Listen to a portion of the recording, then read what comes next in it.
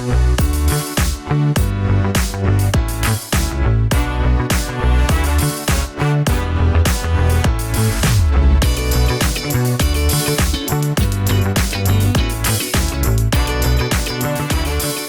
back to the Hoof and Fang podcast. I'm Kirt Graves. And I'm Maz Maddox. Indeed. It's a gloomy day here in Wisconsin, but I'm back in Wisconsin. Yeah. And there's nothing wrong with that. That is true. Nothing wrong with that. How are you? I'm good. I'm tired. This is the first day back after a week and a day of being away from the day job. So having to switch my brain back into give a shit mode has been real hard today. Sure. So, yeah, I almost made that the topic of today's episode. It's like, how do you give a shit after a week of not giving a shit? Yeah, I mean, I've been gone since Wednesday, so barely more present than you are. Yeah. Today's going to be, the podcast is always fun. I always look forward to doing it, but I am pretty tired today. Yeah, right. My brain is mushy. Yeah, it's never something I regret having to do, except for when I do. Yeah. So except for when I'm like, I'm tired and I still got to go grocery shopping. Like there's so much shit to do. Yeah. When you're Memorial Day is great and all, but when your Tuesday becomes a Monday, there's just something that's not relaxing about that. Yeah. Yeah. Well, cause you were off yesterday. So your week is now a day shorter, which is awful in the long run. At least for me right now, all of my stuff now is squished into 4 days instead of 5. Yeah. So I have so much crap to get done before Friday. And I'm like, I should have just signed in yesterday and just done stuff. But when we traveled yesterday, so it doesn't really feel like a day off. Yeah. So you were just working. We didn't have any of our weekend to relax. Do things at home. Well, I mean, we got to relax while we were gone. Okay, well that's which was good. Yeah. But then you come home and it's like all the house stuff that you didn't do, and we weren't there, but we had house sitters with the dogs, so the house was still lived in and used, and one of the dogs still sheds. So there's stuff to be done, and we'll get it done throughout the week now instead of the weekend. But I really let the apartment kind of go by the wayside when I was out, because I really went heads down and wrote a bunch, which is great, but I didn't do my normal routine chores. So I'm like, I really need to vacuum. Right. So I was like, well, that's future me's problem. Well, now that time has come and I'm very mad at myself. So you were a dick to future you. Yeah, I usually am. So well, same. So we're both back now. I would say we're back for good, but I leave again in 2.5 weeks. Yeah. So I'm going to be out of town too. So we're just, we're really, well, it's, it's summer. It's the summer of travel. But we're here. We'll be here every Friday. Damn it. Yes. Unless we absolutely can't. Yeah. Unless something happens and we're just like, no, we're taking this week off. Yeah. But we're going to do our best. We're going to do our best. We are also doing our best to get the Hoof and Fang audio episodes out every week. This week, they're going to be a couple days late, but it is out now. It came out yesterday. If today is Friday and you were listening to this the day it came out, the 5th episode came out yesterday, and the 6th episode will come out next Tuesday, back to its regularly scheduled programming. Yes, exactly. So we also had something else very exciting come out today for our Patreon subscribers. What was that? So the cover reveal for Steal the Key happens today. So if you are subscribed, you get to see the cover reveal before I blast it out everywhere else. It's cool. I really like it. Shin did a good job, kind of incorporating what I wanted. I would give her a broad concept and she just kind of ran with it. It matches the first one really well as far as the gloominess. We love that. Yeah. So it's going to be cool. I'm really excited. Yeah. This is Tuesday, Kirt asking if he gets to see it early. Yeah. Okay. Yeah, I can show it to you. Because then Friday, Kirt has already seen it. Yes. It won't be a surprise. I don't know. She might make me wait till it comes out on Friday. Yeah. Just make you wait for no reason. Right. No. Just to be a power move. Yeah. No, I can show you later. Hey, speaking of Steal the Key, there's also work in progress chapters still coming out. Another one came out today as well. Yep.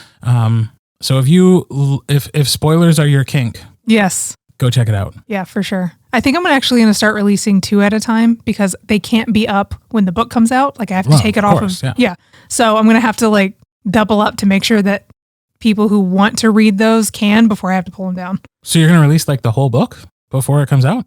That was the plan. Oh. No? No, I say nay. Just like don't let them have listeners a yell at me, but yeah. you give them a peek, and then the book comes out, and now it's like go buy the book. Yeah, if you want to know how it ends, go buy the book. They're also getting the like raw, unedited one, so the one that's going to be nice and polished and stuff is going to be the one you pay for. But like, I don't know. Am I off on this, listeners? I think like it's great to be doing like work in progress releases, but like I don't think you're obligated to release the whole book. Oh, okay. As work in progress. I thought so. Like in my brain, I thought that would be rude, but I guess to that point, this is like a treat kind of thing, and it does need to come down before it is available. Sure. Yeah. So, okay. Well, then maybe never mind on that. We'll see. Yeah, I don't know what everybody else does. So if everyone else releases the whole thing, I probably should do that. But if not, I'm probably just assuming everyone else is like, what the hell are you talking about? Right. So, You know, I mean, and not that anybody's getting anything for free because they are supporting us. Yeah, exactly. Patreon. So you are paying for it. But you know, the early access and knowing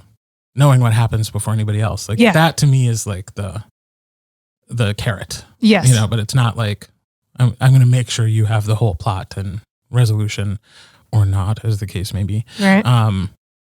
Before the book comes out. Because I still just think, I don't know. I'm thinking from like the consumer perspective, like so cool that I'm getting these work in progress chapters, but like I'm still going to want to buy the book. Oh, well, that's my hope. Is that they're like, wow, this is so cool. I want to support you by getting the book and seeing the finalized project or product.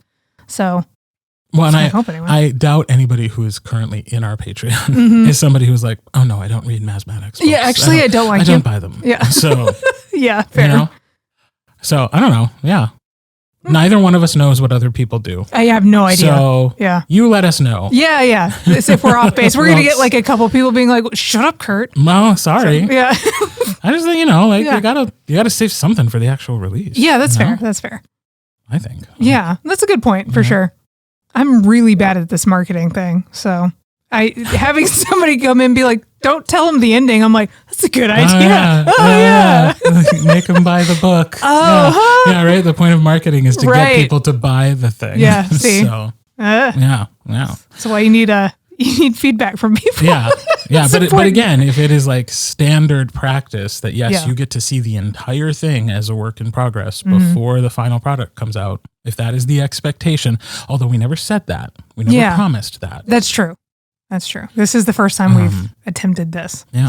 So let us know what other people do and whether or not you think it's a good thing or if the system could change and you'd still be down for it. For sure. Yeah. So anyways, that's what's going on the Patreon.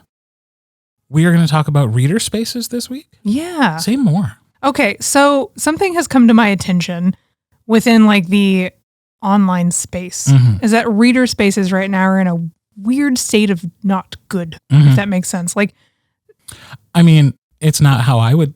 Really? No, not the way if you would phrase it, maybe more eloquently, because I write books. It's in a state of not good.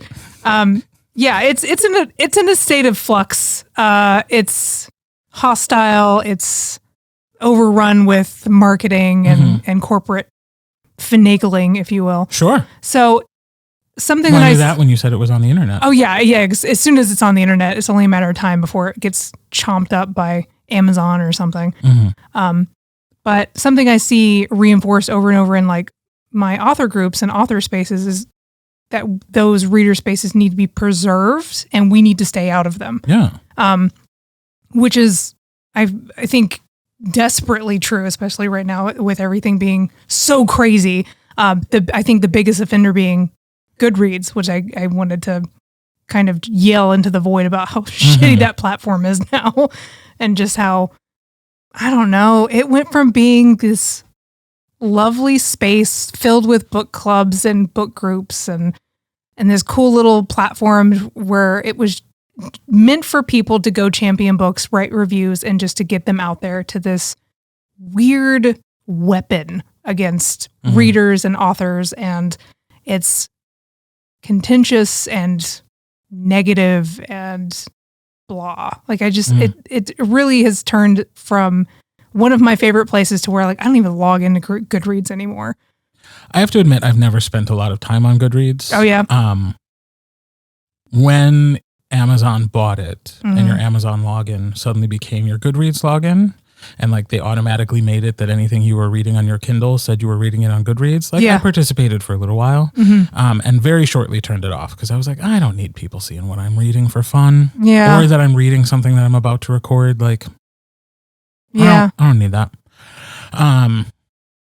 Or especially because sometimes it would look like I hadn't finished the book because I didn't finish it on my Kindle. I finished it on my iPad. You know? Yeah. It's like, oh, this looks bad that I never finished reading the book before I recorded it. But I will say, like, I just spent the long weekend with my mother-in-law who still uses Goodreads just to track her reading and rate books. And so she keeps it as like a personal record of things that she's enjoyed. You know, so I do still think all of those good things are likely still happening for a certain group of people.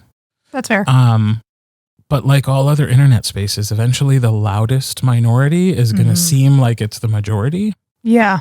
And it can be a real issue. Yeah, for sure. So you talked about it being weaponized. What's what are ways in which it's being weaponized? So I think the one that's in the forefront of my mind is one of the more recent controversies that happened at the beginning of this year of 2024. Around there, yeah. Was the Although they all blend together. Yeah, I was like, which one are we on now? I think we're like 3 deep at this point for just this half of the year. But the one that comes to mind specifically was the Kate, I think it's Karain. I don't really know how to spell. We don't know her correct name pronunciation. Exactly, she sucks. She used Goodreads. She made a fake account and used Goodreads to just review bomb the crap out of the other debut authors happening during that time, most of which were people of color, and which made it extra shitty. So it's just weird how that platform has become somehow enough of an authority to actually hurt people's careers when it's just a fucking website on the internet. Like, who cares? But if you get enough 1-star review bombs, like if you're traditionally published, they'll drop your book or they'll pull it or push release dates. It's bad. Or like so many people will take it as gospel that your book won't sell. I'm like, really? Like I find it crazy because to me, Goodreads is just some website, but for others, it is actually meant as a authority figure, and like the acolytes tied to it give you like a heads up or a leg up rather. So it's just crazy to me that it's been able to snowball into a cannonball like that. Yeah. Well, and I know we're going to talk about this too, but I think it's got to be tough. Well, let's do that, and then I'll say my next thought, which is talking about these being reader-only spaces. Yeah. And how you and your author groups are saying, like, it's best that authors not hang out there. But isn't that tough? Because authors are also readers. Yeah. Like, don't they also want to participate in the discourse about all the other things they're reading? Yeah. Well, that's kind of... and I haven't been as immersed in reading as I used to be, but I used to put like 2 books a week away. Like it was crazy. So I was in those spaces all the time doing reviews and being in that huge romance group that's on Goodreads. But when I started my author journey, I had to take a hard step back because it makes readers uncomfortable if the authors are kind of hanging around in there. So I had to kind of go away from them anyway, which sucks because I want to be in those discussions and I want to talk about the books I like, because I was never one of those persons that negatively reviewed anything. Like if I didn't like something, I just didn't give a review. I can't be that person. So it's not like I was on there trashing books, but I couldn't be in those spaces even if I was championing them because I think people would feel like it was being disingenuous or that I was trying to somehow segue my own stuff into it, even though I wouldn't. But I think it comes across that way in certain spaces, which is a bummer because I just want to be a nerd about books. So it puts us in a weird spot where we can't just change hats. Like it feels like the author hat is permanently stapled to our heads, which is a bummer. Yeah. Well, I guess that's another argument in favor of pseudonyms. Yeah. There you go. Like so that you can exist as a reader and then have a fake name. Yeah. And a fake persona and a fake online presence as your author self. Yeah. And the two need not meet. Yeah. Yeah. I think at this point though, it would suck to give away all of my backlog and start fresh and start a new profile and try to just now. Yeah, now. I I say the same thing to narrators who are starting out. Like, just use a pseudonym. Yeah. Like, just let your real life be your real life and be somebody else for your work. And this is another reason to do it, so that you can maintain some life as the person who just enjoys this work by other people and wants to continue to have an opinion about it. Yeah. You know, because it's a tough line to then be somebody who's online criticizing your colleagues once they become colleagues. Yeah. You know? That would be tough. And you also, in many cases, you become friends with the other people who do that work. And so now you're no longer an unbiased observer. You're no longer an unbiased reviewer of the work. And so, you know, you have to take that into consideration too. Like, once you're an author, it's your job can be to blurb a book. Yeah. But probably shouldn't be online. Yeah. Giving any sort of review to the books of people who you know personally. Yeah. I mean, still continue to consume all books that, like... Oh, yeah, for sure. I mean, you're never going to meet everybody, you know, but once you know somebody... Yeah, that's a good point. Then it's like, enjoy their work or not. Yeah. You don't get to comment on it anymore. Yeah. You know? Yeah, that's a good point, because I wouldn't be able to be unbiased. I would... Right. If somebody's my friend, I'm going to say that they're the best writer in the world. Like, I'm trying to get them sales, you know? So... Yeah. Yeah. And feel free to openly promote it as somebody who is a friend of this person and you know, but like that sort of transparency. Cause I think one thing you said that makes sense to me is like whether or not you try to be unbiased or have no connection to the person, if the perception is there that you are doing this to further yourself or to be in cahoots with a group of people who are all trying to further each other's work, it can be a bit tough to navigate that space. So like a bit more transparency on everybody's part would probably be good, because like obviously what Kate Corinne did specifically was bad. Yeah. But you know, it's also like the cover up as much as the crime is like how much she lied. Oh, I know. Blamed and made things up. And now it's been a mental health journey, and it's like, I don't doubt that. Yeah. But young lady, you're not climbing back from this. And the fact that there is a space where you felt anonymous enough to be able to do this, that's real shitty. Yeah. You know, like the impulse and the action is bad enough, but like that there was a platform where you're just able to do that. Like, that sucks. Yeah, it does. You know? I would love it. Personally, I would love it if like these platforms were paying attention to like how many one-star reviews somebody's giving out. Yeah. And if it suddenly looks like a suspicious amount, to do some investigating. Yeah. But of course that's not where they put their resources. No, of course not. They don't put their resources into making it a safe space. They put their resources into getting more and more people to join and use it. Yeah. If they moderate it, like if you had an account that had 1,000 reviews and all of them are 1-star, maybe don't let them review anymore. Right. Or put them on a strict 1 review a year situation. I don't know. But yeah, they're not going to put that kind of power in place. Look into it. Yeah. You know, like this is very odd that this person... Are you that grumpy all the time? Right. Like, do you just hate everything? Hasn't liked a book in 3 years. Like, and only seems to go on at certain times and does a bunch of reviews in a few weeks and then disappears again for a while. Like, right. Yeah. So I would say partially it is about the platform. Partially it's about authors being in spaces where they shouldn't. But this was my earlier point. It's also about how we let those things affect us. And I'm specifically thinking about publishers. Yeah. Get the hell out of there, publishers. Right. Because if you're letting it affect when you do a release date or like how much of a marketing budget you put behind something because a few people said they didn't like something, like that space is also not for you. Yeah. Like if you decided to invest in a book because you think it's good, don't be swayed by what ultimately ends up being like a few hundred people who go on that site. Right. You know? Yeah. And say mean things.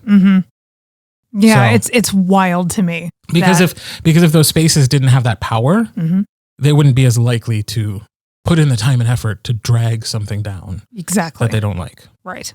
You know? Yeah. Well, and I feel like that's one of the reasons people do that is because they know they can personally be involved in something's downfall, which holy shit. Like that just should not be in place. That should not be what that site is used for. But It is. And it's like previously mentioned, so it's a reader space that's been turned into a weapon. And that's just so not fair to everyone who just goes on there to be happy about books.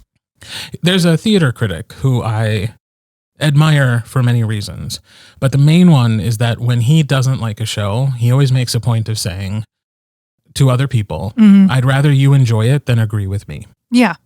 So like if somebody liked it and he didn't, he doesn't hold it against him. Like, okay. Yeah, good. It's a hard mentality to stick to. Yeah. And I will admit I struggle with it because sometimes even my impulse is to be like, this is bad. How can you like this? Yeah. And I have to remind myself there is no such thing as good and bad. There is like something I liked or something I didn't like. And you can have fun discussing the ways in which you liked and didn't like something, and you can go back and forth with somebody, and it's fun when they do agree with you and you find common ground. But yeah, I'd rather somebody enjoy that, have a good night at the theater, have a great experience reading a book. I'd rather that than just be agreed with. Yeah. You know? Yeah. Because otherwise, if you're going the other way, that's how we end up in this really toxic place of like trying to convince other people that something is bad. Yeah. It's really not that important if they like something and you didn't. Be as vehement as you want that you didn't like it and specify why. That's what critiques are for. Yeah. That's what reviews are for. Because, you know, if there's a consensus, then maybe it will help people find something or like avoid something they wouldn't have enjoyed in the first place. But, you know, as I've discussed with some of my narrator friends too, like who we all narrate gay books. You write gay books. Right. So we've all had that experience where somebody's like, this was about homos. 1 star. Yeah, exactly. You know, and it's like, well, what is that like? Yeah. This was never for you. That was about you, right? Yeah. You bought a book that you were never going to enjoy. Right. That was on you. Yeah. It's crazy. It's absolutely crazy. You don't need to go in and be like 1 star on the book when you probably didn't even finish it. Yeah. Exactly. If the core theme of the book is what offended you, how did you get that far? Right. Like, there was never a secret. So, yeah, those are a whole different podcast episode. We just rail on people just being idiots. But so, yeah. So, I mean, and it's tough because I don't spend a lot of time in reader spaces, but there are a few Facebook groups that are specifically about audiobooks where I've been invited to be a part of the group. Yeah. Or I've been in there to like promote a specific thing that I'm doing, especially this podcast. Like I've paid more attention to reader groups in the last few months than I had for years because we now have audiobooks that we're trying to get people to enjoy. Yeah. You know?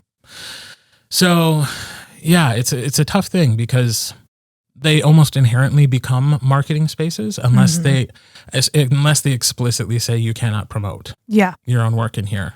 And then I go, okay, great. And this is not for me. Yeah. You know? Right. So yeah, that's the other thing too, is being in like, because me and you are on the other side of it and we're trying to do the hustle. Any opportunity we have to market, I usually try to jump on it. Like if I'm allowed to say like, hey, dinosaurs or whatever. Yeah. I try to, but it's also kind of sucks because it makes people assume that that's the only reason why we're there. So we show up in these spaces and I'm just excited about gay books and they're like, oh, well, just waiting for me to do a pitch. I'm like, no, I just like gay books, you know? Yeah. So. Well, and there's a marketing, I don't know, adage, rule, whatever you want to say, that goes along with that, especially in the world of social media, is that like, and I forget the ratio, but it's like for every 4 posts that you make, 3 of them shouldn't be about selling your book. Yeah. 3 of them are just about you being you, enjoying yourself, talking about things you like. Yeah. And then every 4th one, you remind them like, oh, I'm an author with a book to sell, or I'm a narrator with a voice to sell. Like, yeah, exactly. And that's where I struggle because I separated a lot of my social media accounts so that my personal and my professional were apart. And now and then it was like, after I did that, they're like, no, you should really be sharing a lot of yourself and like building your brand and making sure that, you know, not everything you put on the internet is about sell. Right. Because then people get sick of it. Yeah. So I don't know. Now we do this. So it's like most of what I put out on the internet now is not it's just us shooting the shit. Yeah, it's really talking. just us being silly people. Yeah, exactly. Yeah. So, but that doesn't always translate to other social media spaces. So if you're not a podcast person, I'm probably still an enigma. Yeah. To many people. Yeah, I was looking at my Instagram earlier and I was like, man, I have been just posting about like new releases and anthologies and stuff. When I used to post more about my cats and things like that. Right. But I've just been so busy doing this stuff and other things that when I do remember to post, it's because I have like a new release coming out. And now I'm like, oh, it's just a wall of marketing and not my soul is leaking out of these platforms. I'm like, yeah, but one, I'm super boring. So I usually, the only other things I have to talk about are like my cats or like this or something. But, we've got its own social media for that. Yeah. So it's tough. It is. Yeah. It is. So are there any good groups that you enjoy?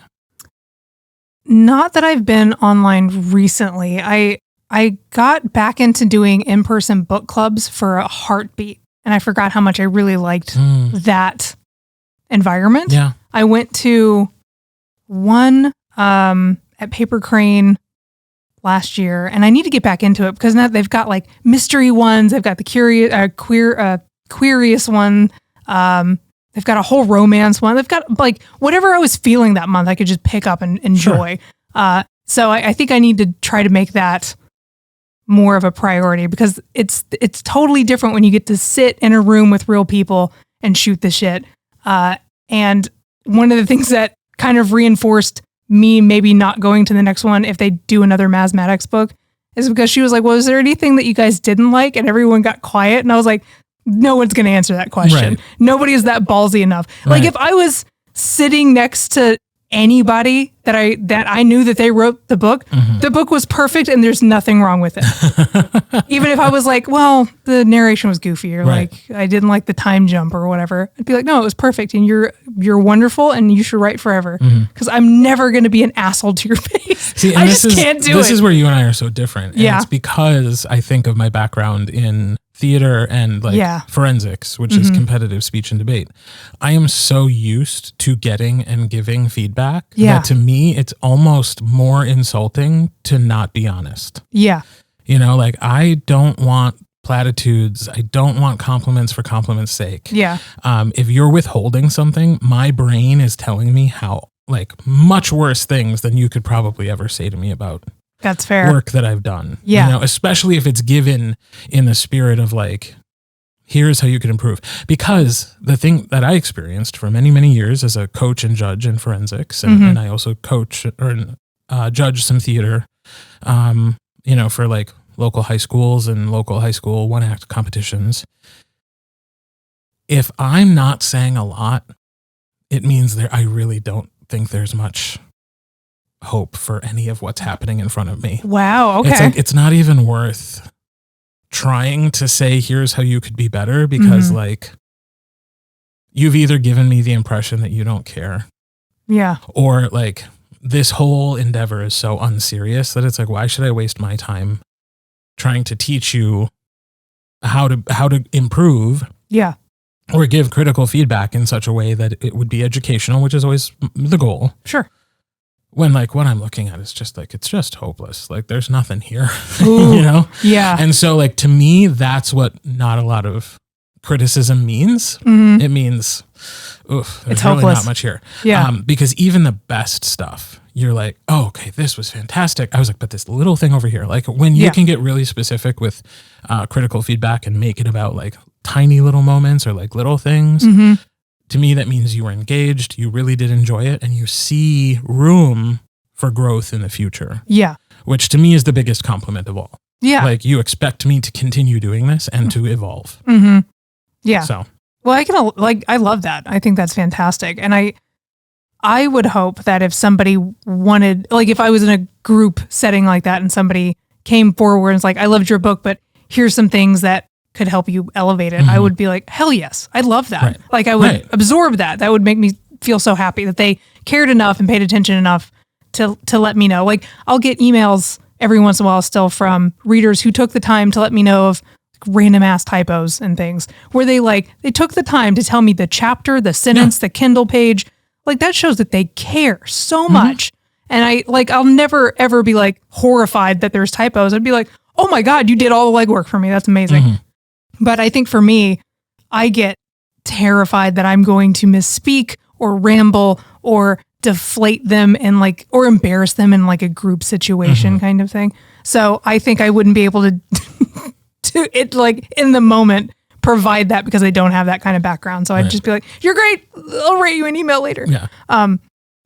Well, but that's a perfectly acceptable thing to do too. Like be like, I don't want to, I'd like to sit with my thoughts a little bit longer. So if you don't mind, if I do come up with some thoughts, can I email them to you later? Yeah, Great. there you go. And then if they're not receptive to that kind of feedback, they can tell you right then and there. Yes. Yeah. So. Which is, if they're not in a headspace to receive that, that's totally fine too. If they're like, do not. And being in a headspace, but also a literal space where people are ready to receive that feedback is also important because unasked for feedback is just criticism. Right.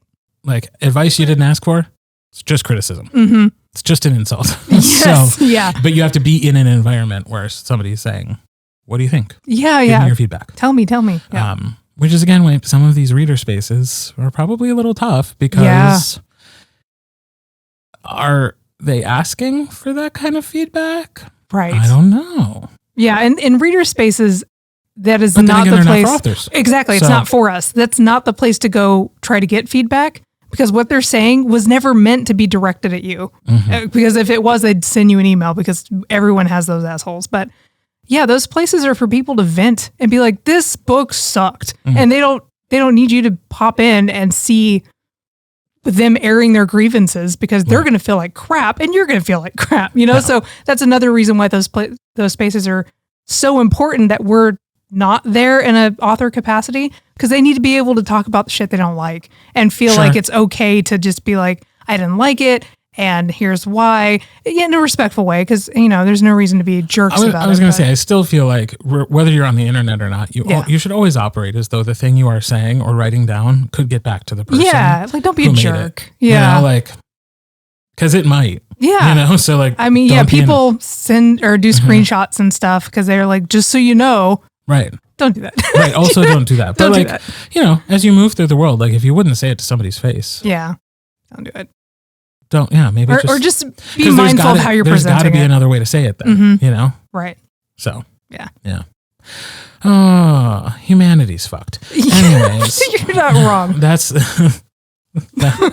our takeaway. Yes.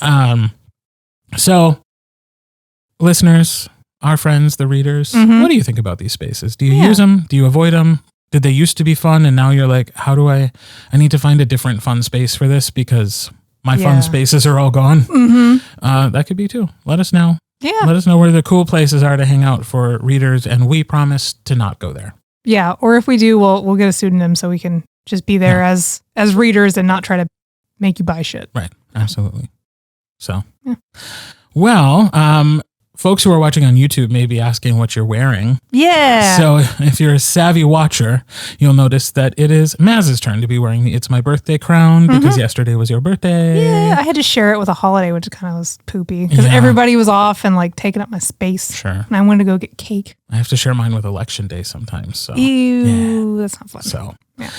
But happy birthday. Thank you. Hope it was a good one. Hope it continues to be a good birthday month for the few days that remain. Yes. And so we will be back next week. We want to make sure that if you are not already a subscriber, head on over to our Patreon and check out some of what you're missing. We will have another Only Skin Deep release coming this Tuesday, episode 6. And we are going to be discussing Animorphs 32 next week. Yes. And Relic short stories are coming. In fact, you can have a say in that. Yeah. You want to tell them more about that? Yeah. So next Monday, June 3rd? Yes, June 3rd. I'm doing a poll, so you get to vote on who the next couple is going to be. And so all your options are on there. And I think I'll let it run for a full week, so you can weigh in on who should be next. And I'll write it based on that. So I'm excited. So we've got short stories, works in progress from Maz Maddox, audio coming every week from me and whatever author is the author of the book. At the moment, it's Kellex. Yes. And we would really like to do more, but we need more subscribers. So find us on Patreon at Hoof and Fang Podcast.